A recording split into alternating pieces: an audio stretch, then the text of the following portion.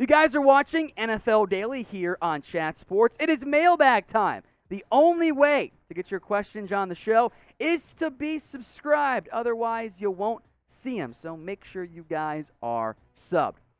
First up is a super chat from Robbie Grayuski. I always forget how that's pronounced, Robbie, so my apologies. How about those Seahawks? Big game this Thursday.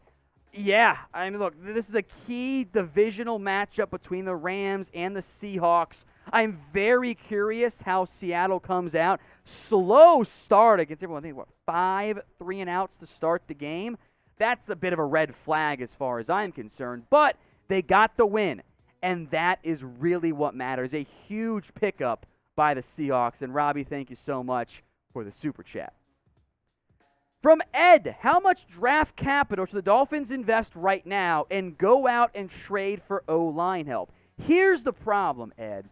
What offensive linemen who are available via trade are actually good and worth investing in? Especially on the offensive line. There's bad offensive line play across the NFL. And those bad teams, you know, the Steelers are 1-3. They don't have that great of offensive line play. The Jags are 0-4.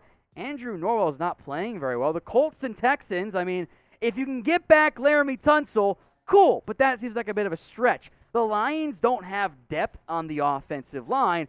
O-line is very difficult to acquire because there's not a bunch of good extra players out there. So unless there's a fire sale team, Atlanta doesn't have the good offensive line play. You know, maybe if a team like the Lions want to sell, if the Giants sell on some of their undeveloping pieces, like maybe a Matt Parrott, but that seems like not really fixing your issues. Feels like more of a Eric Flowers, Austin Jackson 2.0. The O-line is a major issue for Miami, and I appreciate you raising that. Unfortunately, I don't think it's as simple as just go trade for somebody. I don't really know who's that good that's out there. All right, from DeLunatic, Big Dak Energy, can you Diggs it, Cowboys Nation? By the way, DeLunatic, check out my either the community tab of our Cowboys YouTube channel right there, bottom of your screen, or my Twitter. We did make some Can You Diggs It t-shirts for the Dallas Cowboys, so check that out, my friend. From my burner account, who will be the first fire sale team? It's a good question. I feel like Houston kind of already is in that stage where they've sold off some pretty significant pieces from that perspective. I mean, the Texans have 67 points this year. That's one of the bottom two. That's second worst in the NFL. And they've allowed 116 points. That's surpassed only, strangely, by the Kansas City Chiefs, and then the allegedly great Washington football defense, the Lions and Falcons. So scoring-wise, Houston's bottom 2 on offense and like bottom 5 in terms of the defense. So I think Houston makes a lot of sense. They've got several veterans on that roster who shouldn't be there beyond this year. I think they make a lot of sense for Houston. Next up from Brad Zemo, should the Chiefs trade for Cameron Dantzler? Well, for starters, this was a good trade candidate. Unfortunately, there's two things that have changed in the past, we'll say 24 hours as we sit here from this live on NFL Daily on Monday. For starters, Cameron Dantzler finally played against the Browns, and he was so much better than what we saw from Bashaud Breeland. Targeted 4 times, allowed 1 catch for 12 yards and a pass breakup. Minnesota didn't want to trade him to the Niners. They're definitely not going to do him now. Oh, by the way, Dantzler has now tested positive for COVID-19, so cross him off the list. The Chiefs' defense, though, to get to the core of your question here, is not very good. They have been allowing all of the points so far, and that's a bit of a red flag as they move forward with Super Bowl aspirations. So whether you're a Chiefs fan or fan base of any team out there, I want you guys in the comment section to name a player who you guys want to see traded. This is the pinned comment on today's video. Get the ad break here on YouTube, scroll on down, and let me know. Super chat now from Robbie, the early MVP here. Rodgers to the Steelers after this season. And maybe you saw the Mike Tomlin, Aaron Rodgers edit where they're looking back at each other kind of borderline flirting. It makes a lot of sense. Now, money's a bit of a problem in Pittsburgh. The O-line, also an obvious problem. But if you're Pittsburgh, I mean, this is what you're going after. Your overall roster is very much built to win games right now. Like, that's kind of what you're searching for in terms of having a contender. So, is it a lock? No, not necessarily, but I think it makes a lot of sense as a prime destination. That's definitely one to keep an eye out for next season. Sally Boy, will Trevon Diggs get 12 interceptions by the end of the year? There have been only a handful of double-digit INT seasons. 12 has been done 9 times in NFL history. The most recent one, 1980 by Lester Hayes, the Raiders' great. The most is Dick Night Train Lane back in 1952. 12 interceptions, even with the extra game, is a lot. I'd say it's probably a little bit too much to expect out of Trevon Diggs and the Cowboys. The regression will come at some point, but to almost be halfway there through 4 games puts him in really good position. From Eddie Brock, well, the Dolphins' offense is offensive. Should they fire Studesville and Godsey? That's a great question. Here's the issues you run into if you're Miami. Obviously, your offense is terrible right now. You're bottom 5 in pretty much all the major categories. Part of that, unquestionably, is because if it wasn't clear already, it should be now. Tua is better than Jacoby Brissett. Like, that's very obvious. And the offensive line in Miami is bad. Now, sacks in part are a quarterback stat, but we're not going to pretend the O-line is good in Miami either. So for the Dolphins, there's this part too. If you're Brian Flores, you can't have a new OC every single year you've been in charge. At some point, you got to find some consistency, or you yourself is going to find himself getting replaced. Now, I'm not saying fire Brian Flores. I like him as a head coach, but the offensive side of the ball has not held up its end of the bargain yet in Miami. That's a bit of a red flag for the Dolphins moving forward. So I say keep him for now and hope they fare better with Tua once he's back in the not-too-distant future. Now, Brian Flores is not going to be, I don't think, the first head coach fired this year. Who do you guys, though, think it'll be? Get your votes in for me in the comments section. This is a pretty typical prop bet, by the way, available on BetUS during the week. So not available for Monday Night Football, but Wednesdays, Thursdays, normally up there.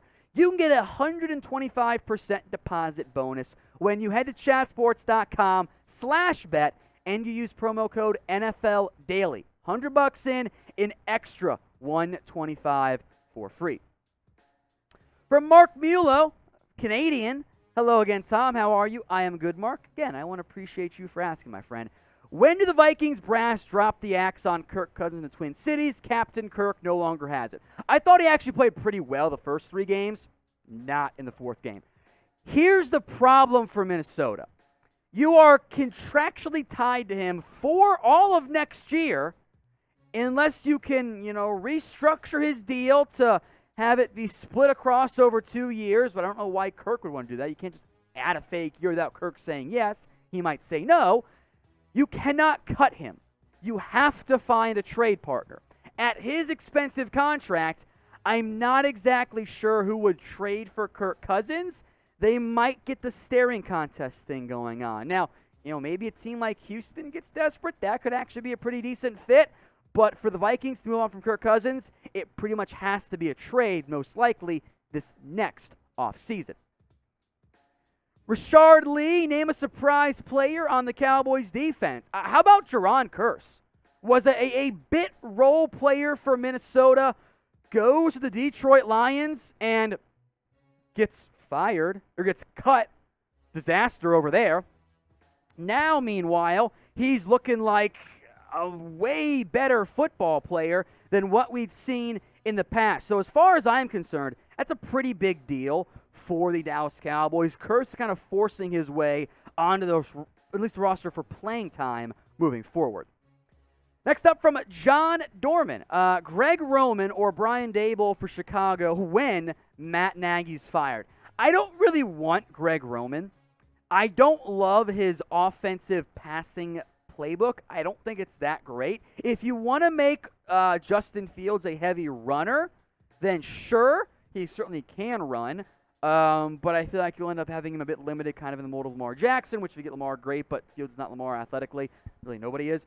I would hire Brian Daboll in a heartbeat. I think what he's done for Josh Allen, I think, in part, Allen deserves credit on his own too.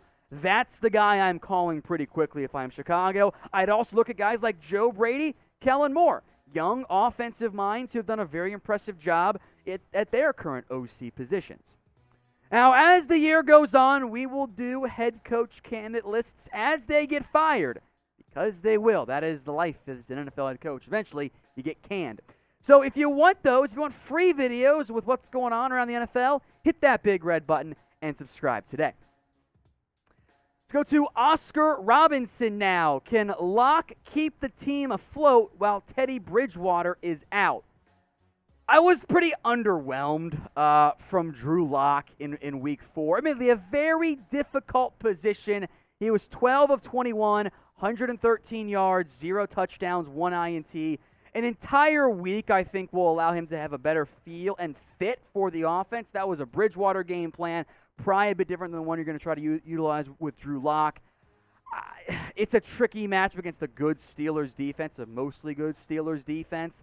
I don't love where Denver's at in the short term. If Bridgewater can't return, I think it's been pretty clear, Denver made the right call going with Bridgewater over Locke. But now Locke gets a chance to kind of reestablish some value for himself. So Broncos fans, or any fan out there, what is your confidence level in Drew Lock? Get your votes in for me on a scale of 1 to 10. 1 being you've got almost no confidence, 10 being you think he's going to be the next franchise quarterback for Denver. Get your votes in for me in the comments section. Gamer Dude, what is your favorite NFL team? Well, you guys can always comment your favorite NFL team for me right now in the comments section.